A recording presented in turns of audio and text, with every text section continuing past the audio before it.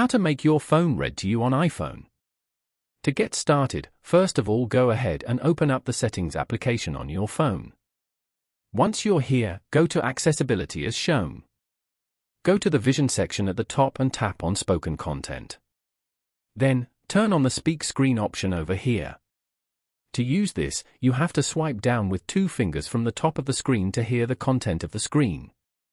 You can also manage the speech controller and highlight content settings below. Now, go to Speech Controller. You can view the controller actions information below. Then, turn on the Show Controller option at the top.